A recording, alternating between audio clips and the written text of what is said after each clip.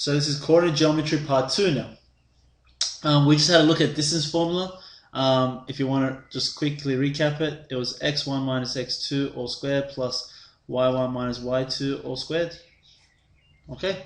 Where if you want to remember, your x1 is something like that, right? It's just telling us that's like the first point and that's the second point. Cool, that's what x1 and y2 mean.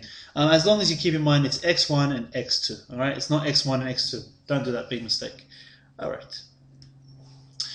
Now we're going to look at the next formula. The next formula you learn is midpoint. Midpoint. Cool? Midpoint, it's a point. So it's a point. It's not an actual distance or value or anything like that. So you must have a x coordinate and a, because it's a point. You get that? Midpoint is a point. So x and y. It's not very hard. I mean, there's an intuition behind it, obviously. If I told you what's halfway between 4 and 6, what's halfway between 4 and 6? You would say it's 5. Now, if I told you what's the mathematical way of doing that, you would hopefully have said 4 plus 6, which gives me 10, and then divided by, and that gives me 5. Alright, and that's actually the midpoint formula. So again, just like my distance, I showed you my distance formula came from Pythagoras' theorem. So hopefully you don't memorize and you actually understand a squared plus b squared, and then square root that. Right? And same thing with midpoint. You just have to add up the two and then divide it by. That's it. So here we go. Midpoint formula, x equals to x1 plus x2 over 2.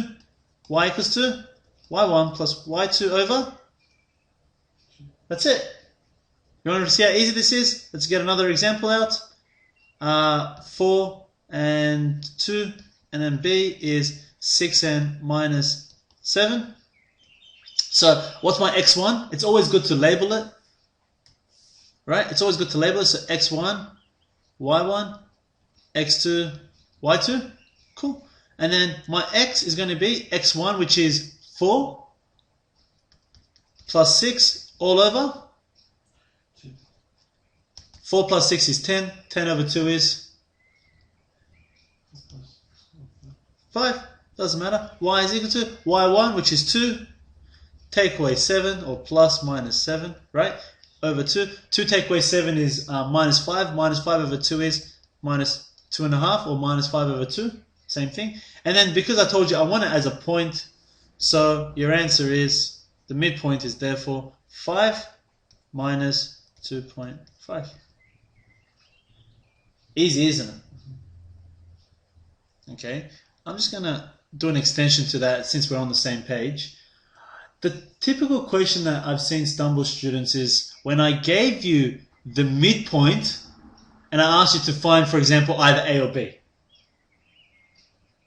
Alright? So, I mean, those who know me really do understand that I'm a big fan of doing things the opposite way around. So I don't like to always tell you, okay, this is the distance formula, this is the midpoint formula, and it's all that's going to be asked. You got to know it inside and out. And because you got to do that, I'm going to show you how to do the question if I gave you the midpoint and you had to work out the either A or B. So imagine I gave you the midpoint given as 3n minus 2.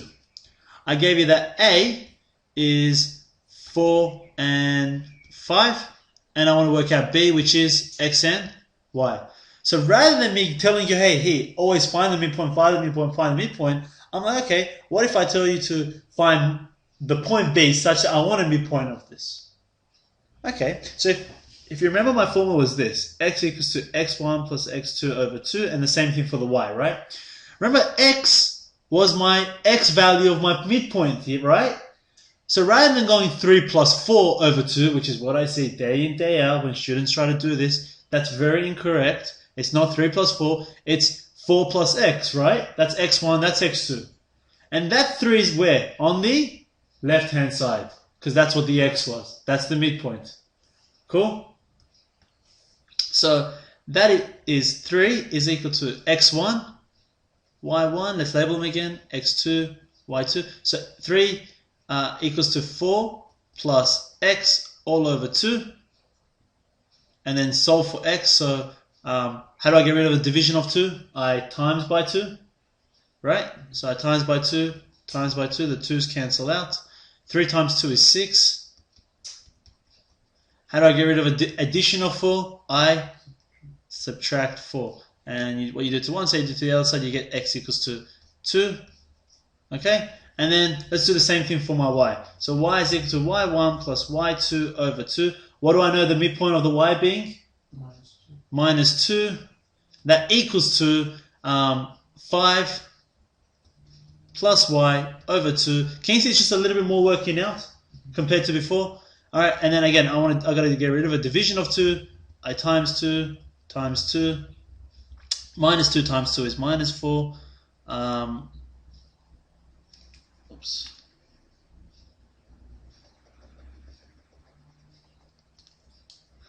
Minus 2 times 2 is minus 4. That equals to 5 plus y. Sorry. How do I get rid of an addition of 5? I take away 5. Take away 5. Minus 4, and you minus another 5. That gives us y equals to minus 9. Again, you want to find the point B. So the point is 2 minus 9. Alrighty? Thank you.